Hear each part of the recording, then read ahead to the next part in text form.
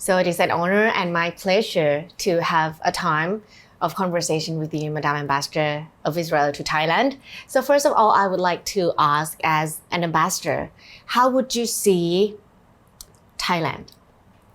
So good afternoon and Sawadee Ka. It's a great honor for me to be here and to spend the afternoon with you. And how do I see Thailand? It's such a big question. I can speak about it for 2 hours. Wow. But I really believe, for me, Thailand was like a dream come true.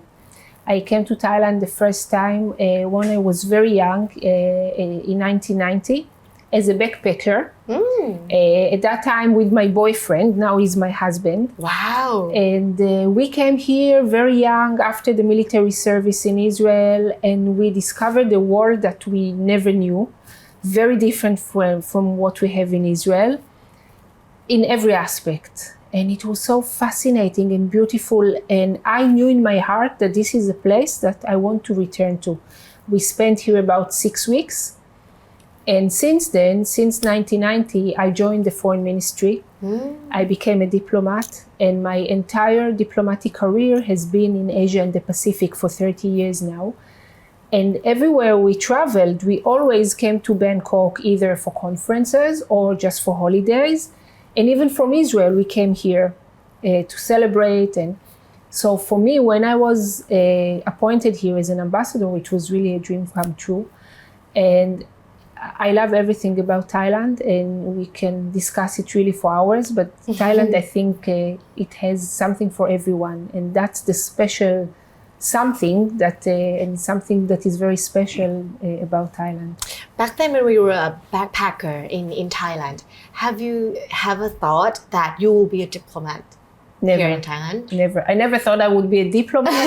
I never thought I would be an ambassador. For me, it was something so far away. But you can never say never, and you can never know where life may take you, and you should embrace what life kind of gives you. And since that time, I grew up. I went to the university and studied.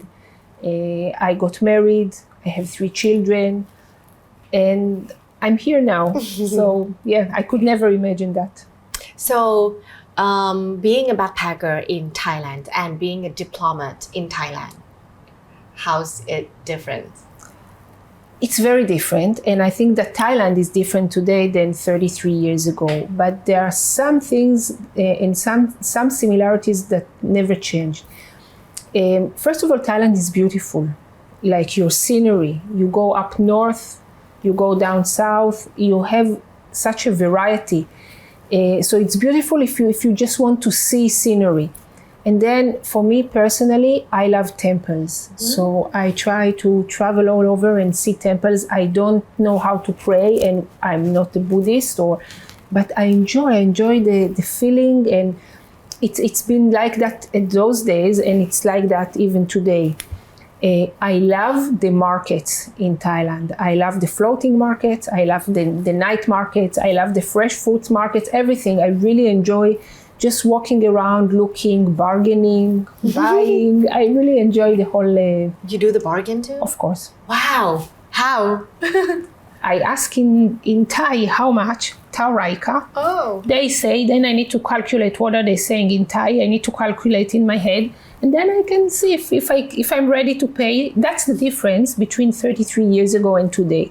At those days, I would argue for $1. Today, many times I say, okay, whatever. I want the people to enjoy, and they should also support families. So you just smile, and people smile at you. I think another thing that hasn't changed is really, before we came here, people say Thailand is the land of smiles. And I never really understood what does it mean. But when we came here and we saw people so nice, I think this is, from all the places that I've visited in the world, this is where I found people are nicest. People are really nice. They're not just smiling at you just, to get rid of you. They really want to help. They will ask you, and they will offer suggestions.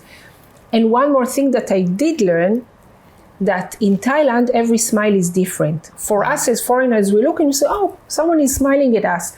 But I read some articles, and now I know that Some smiles are embarrassment. Some smiles is like, I'm angry, but I don't want to show you. Some smiles are, I'm really happy. And some smiles, I'm happy for you. And there are so many, like 14 sorts of smiles, kind of smiles. So this hasn't changed. But at the same time, I see today Thailand that is much more developed, very modern. Even small things that the way everyone is paying with their phones. Nobody is carrying cash anymore. Nobody even carries their credit card. Correct. Everything is with the phone, and you feel, wow, this is like you want to pay on the street to someone, you pay with scan. Like, so this is one thing that was amazing for me when I came back, and you know, the BTS and the MRT that now go everywhere. When we first came here, there was no BTS. So if we wanted to go to Chatuchak, which was far away, we had to change buses. And bus. But nobody understood us, and we didn't know what. And here, everything is very friendly also for tourists, for foreigners. And I think there is no doubt that many people, even after they retire, they come back to Thailand and they feel at home. So how do you feel, how do you see Thailand and Israel out there have anything in common? So it's very interesting because on the one hand, I would say, you know, we are so distant in, like, it's 9-hour flights. Like different continents. We see ourselves as Asia as well. So it's the same continent, but on the other side of it, maybe. Also, I think that this is a tropical country here in Thailand. In Israel, we have a desert. We are arid country or semi-arid. We are a small country. You know, the size of Israel, the size of Thailand is 25 times the size of Israel. Ooh. We are a tiny country. The population of Israel is less than 10 million people. It's more or less the population of Bangkok. Only. So on the surface, you would say there is no connection. But being here and looking and really looking at Israelis and on Thais, I believe that there are many similarities. First of all, when I look at people in both countries, people are very creative. People are very innovative. Ooh. Entrepreneurial spirit, you can see it here in Thailand everywhere. You can see in Israel everywhere. Also, both of us, we have ancient history. We are old country. I mean, Israel is a young country, but we are old culture. Israel, the people of Israel, we have a culture of 2,000 years. And Thailand also, you also respect your history.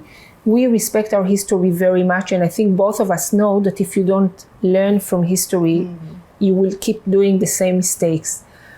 Another thing, I believe that we have kind of active and plural democracies in both of our countries. Different maybe, but both of us are strong democracies today. And I think that we share some values. For example, the value of education, the need for education. I see how much Thai parents put into the education and of their children. In Israel, this is maybe the most important thing. Also, one thing that I noticed here is the way you treat your elders. This is the same way we treat our elders. We respect all the people. We believe that you don't just throw them somewhere. They should stay with the family. We really respect our elders. So overall, I think that there are many similarities, although, again, different circumstances and far away from each other. But there is a reason why so many Israelis come here. And lots of Israelis come here every year as tourists. And I think they feel at home. I'm happy to hear that. And I feel so proud that you said that we have creativity and also innovative as an Israeli. Yeah. Wow, that's really impressed because we can see that Israel has a lot like high technology and innovation that we couldn't even imagine that one day it will happen in real life. You are like Israel always the very first country to invent things and have something like in success. So as an ambassador, I would love to know that your main task to being the ambassador to Thailand, what would you thrive for or what would you want to drive in your period of time? So, of course, as an ambassador, the overall goal for me is really, I would say, to strengthen the relations. And I think this every ambassador wants to do, to strengthen the bilateral relations. The question is, how do we do it? And when we look kind of in retrospective, what have we done until today? So next year, Israel and Thailand will celebrate 70 years of diplomatic relations. In 1954, we established diplomatic relations. Now, I can see the relations growing and growing and growing throughout the years in every field. When it comes to the political side, we became much closer. We have high-level visits. I hope to see, if you ask what do I hope to see many more high-level visits from Thailand to Israel, from Israel to Thailand. When it comes to business, I believe that the business has been growing steadily, but the potential is really huge. It's very big. If we look even at the 1990s, which is about 35 years ago, the overall trade between our countries was $166 million. Today, the overall trade of goods, only of goods, is about $1.3 billion. Whoa. Which is a big difference. And I stress that it's goods because we know that because Israel is the startup nation, and you were talking before about technologies, so there is a lot of transfer of technology, a lot of investment, and you don't see it in the 1.3 million because this is a trade of goods that you actually buy and sell. So we know that the actual trade is much, much larger than this number. And my hope is really to find those sectors that are relevant for the two countries and that will make us grow together. I can give an example. One industry that we believe that is very, very relevant is the food industry. Food. Oh. Food technology. In Israel, we have many startups that develop very advanced solutions, very innovative solutions when it comes to the food technology. For example, all the protein alternatives. You know that because of the climate change and also because many people don't want to eat animals anymore, the world has been looking for protein alternatives. What can change the meat, the beef that creates such, really, you look at the world today. Everything and it creates climate change. It really, it damaging the environment. In Israel today, we have solutions to actually replace beef and chicken and eggs and fish with alternatives that we grow in labs. For example, we take from a cow, we take cells, we grow them in a lab. Grow the cow? No, grow the meat. Cells. Grow the meat. Cells, grow the meat, and then you have steaks. Wow. That even vegetarian people like me can eat because we didn't steal life. We didn't steal life. We didn't have to kill the cow. Now, this is a very good idea, but then you need to take it to market. Then you need to start, also producing it in a large scale. This is very difficult for a small Israeli startup. And this is where Thailand, as the kitchen of the world, the big conglomerate in Thailand, you have so many companies here that look for the next innovation because, you have all of those big conglomerates that deal with food, and they are very much interested in what Israel has to offer because they understand that this is the future. Less sugar, no real milk. And when I'm talking about milk, I'm not talking about almond milk or, soy milk. No, Plant-based. It's milk that is produced in a lab that will taste and look exactly like cow milk. But it's going to be produced. You will not need the cow to produce it, or you will not need the eggs the chicken to have the eggs. This is one industry that I believe, if you ask me as an ambassador, I would like to see Thailand and Israel in 5 years in a completely different place, that already some partnerships were formed, some factories maybe were built here. Wow. Some collaboration. This, for example. That's really amazing. I mean, you can grow everything in lab. Because I believe that when we speak about cooperation, it's not that one side says, okay, let me teach you. No, we need to see what is your strength and what is my strength, and let's put them together. And let's see how we can take it together to the future for the benefit of both of us. And this industry, I believe, is really promising. Of course, we have other things. We have agriculture, we have water. If I may say a few words about water, you know, in Israel today, we recycle 92% of our water, meaning that almost every drop of water that we use, we reuse. We take the water, all the sewage and everything, we clean it, but we clean it to a level that you can drink it. We don't drink these waters because I think there is also psychological kind of influence. And everything. But we take this water that is very expensive in Israel and we use it for agriculture, meaning that every tomato that we eat is using very clean water. So that is one example of how, yes, in Thailand you have an abundance of water. You don't suffer from the same problems that we suffer from. But we know that today, if you use drip irrigation and if you use clean water, you can have better products. So we are happy again to share. There are Israeli companies that work here and happy to share with the farmers their knowledge and their experience. Everything that to do with water, although we don't suffer from many floodings, everything to do with water in Israel is very advanced. And whatever we know, we are happy to share. Because at the end of the day, when we speak about water, it's not only about like drought or desert, it's about water management. Because even in Thailand, you have places that in some months they have floods, but then they have nothing. So water management also in Israel, how do you keep the water you have? How do you transfer it from the places that have more water to places that don't have water at all?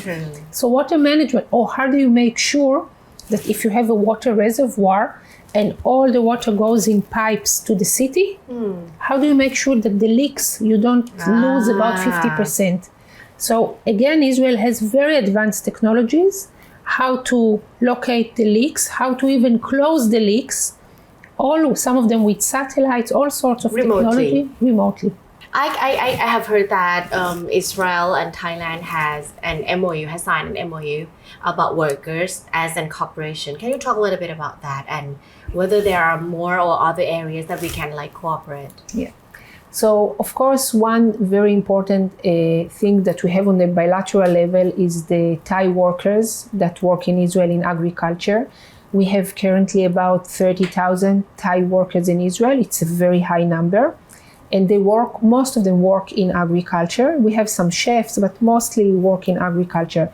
Thailand is the only country where we source workers in agriculture. The farmers don't want workers from any other country. They only want people from Thailand because they have experience of quite many years and they're very happy with the Thai workers. What happened a few years back was that we realized that it doesn't work well with all the agents and in between middlemen. And we decided, the two governments, to have an agreement, an MOU between our two governments to protect the Thai workers. So from the Thai side, the Ministry of Labor is responsible for the whole recruitment process. On the Israeli side, our Ministry of Interior is responsible for that side.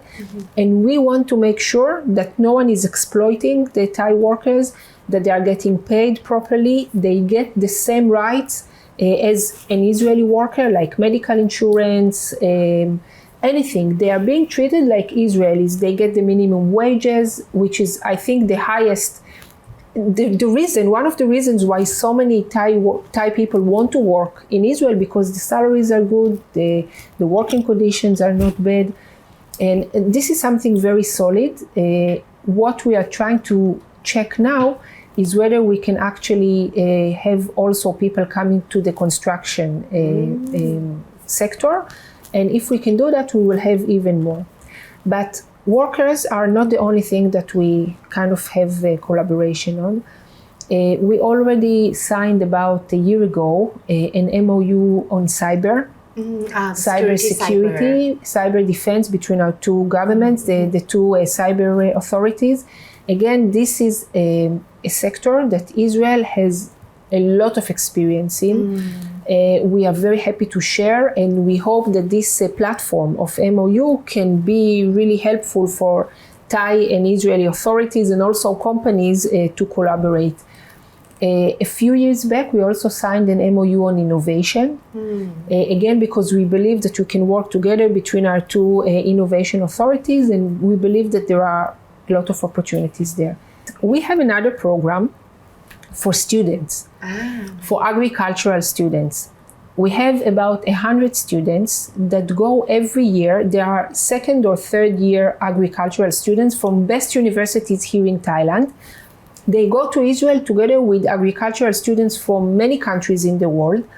And for 11 months, they study 1 day a week. They study in classes with the best agricultural teachers. The rest of the time, they work in farms. Now, what we try to do is to rotate that every 3-4 months, they move 3 months, they work with cattle, and then 3 months, they learn how to grow cucumbers, and then they learn how to grow bees. So they will have a lot of experience. And when they come back here, they become they come with the innovation because they are students. So they learn and they can use it here for the communities. They have entrepreneurial spirit. They saw what can be done. And from the next year, we'll start having 150 students from Thailand every year. Wow. We are very happy about it, and we are very proud of the students. And as I can see, you have a very strong point about women's rights and children's rights.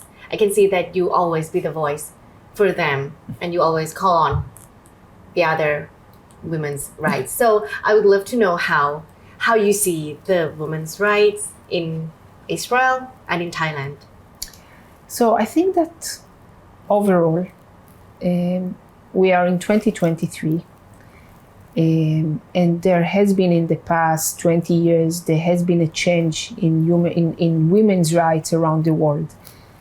But honestly saying, I don't think it's enough. And we see in some countries that it's also ups and downs, not necessarily Israel and Thailand, but if I'm talking globally, sometimes it's better, sometimes as if someone can have the right to decide that now they will give more or they will do less. I think that in 2023, we should have seen many years back already full equal rights and equal participation of women. I don't want to be a pessimist, but I don't see even one country in the world today where you have full equal rights and participation for women, for men and women. Not even one country, not even the most advanced one. I can see kind of a slow change.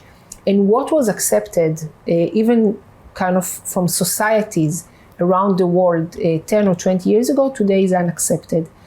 I think that today governments all over the world put much more effort into inclusion of women in education, in employment.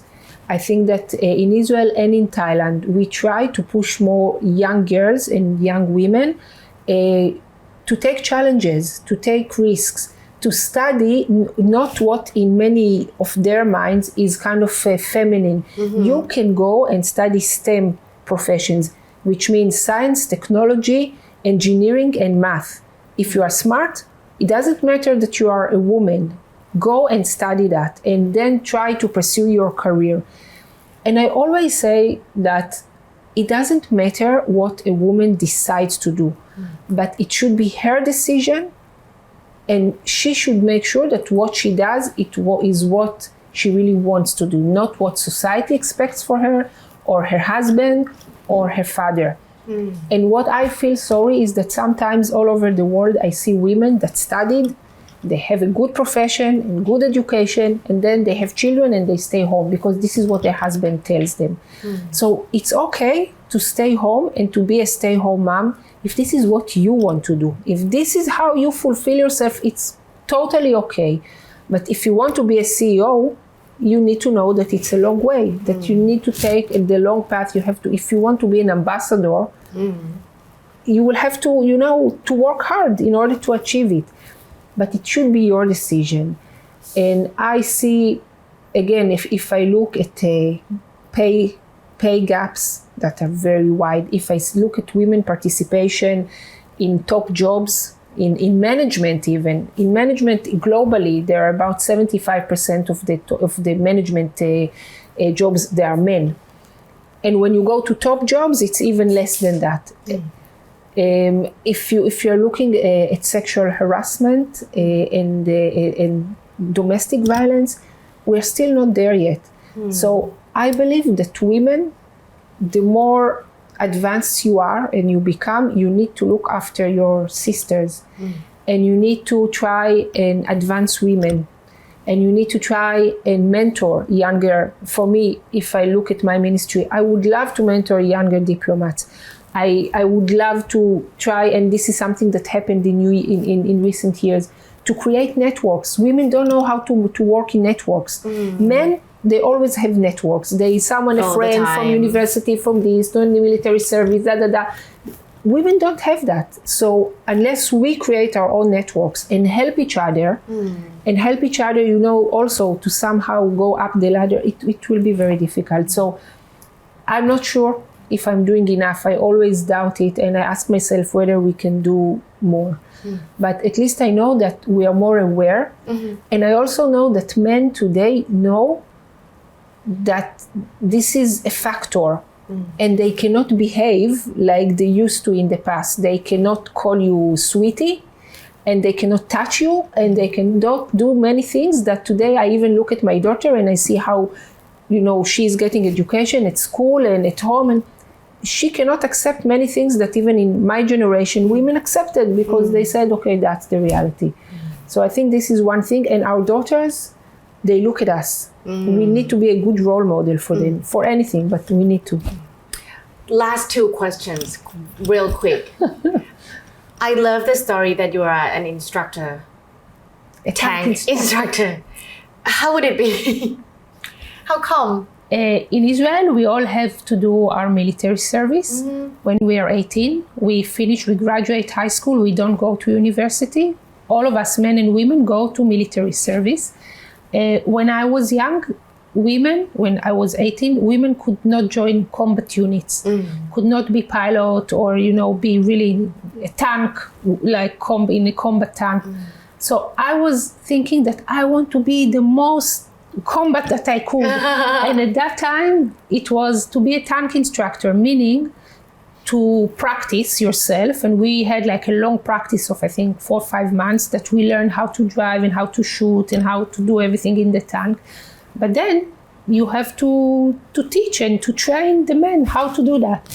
And for me, if we were talking about women empowerment a little bit, I think that for me, that was the first step, that I realized that I'm at least as good as men. And I got groups of men. Some of them could be like my father's age, because, they came to come advanced training. And still I was the trainer. I was the one training them. They'll be your students. Yes, and they would be my student. And I thought that I'm good enough to do that. So that was a good lesson to life. And I think today in Israel, young women can be pilots, they can go to infantry, they can go to artillery, they can do almost everything. And I'm very proud of that, because this is the start point, and then it gives you a good jump. I'm very proud of that. Wow. What about that one? Are you proud of that pictures too? I'm proud of that picture as well. This is something that my husband did a few years back. So my husband, I have to say, is very supportive. Being a diplomat is not easy for the family. I have my husband and 3 children that have been traveling with us around the world. So my husband is very versatile. He's kind of an artist soul, but he also works at the embassy, and he also writes, and he's doing so many things. He's the much more talented one. And this one I take with me everywhere I go, everywhere around the world and in Israel, because I think it gives me happiness and color to my room. And it also reminds me to go home sometimes, that it's time to go home and not to stay until I don't know what time. But the other thing that we need, I believe, we always speak about the balance between family and work, right? We say work-life balance. Work-life balance. But when we say life, we usually mean our family. But I really believe that life also includes ourselves. And we need to know to put the time to work, to give the time to the family, but also to do stuff for yourself. So if you like to do yoga, or if you like to read, or you like to go to the gym, or whatever you like to do, you just like to go and have coffee with friends, you need to find the times for everything. Otherwise, for us as women, that we feel guilty all the time, it's very difficult. So we need to really, really find the balance all the time. Would you like to say something to Thai people in Thai language? Oh, no. Just a little thing, just a little. นิดหน่อยขอบคุณนะคะฉันโอนาสกิมฉันทันทูตอิสราเอลที่ประเทศไทยฉันชอบทำงานที่ประเทศไทยฉันชอบประเทศไทยขอบคุณค่ะ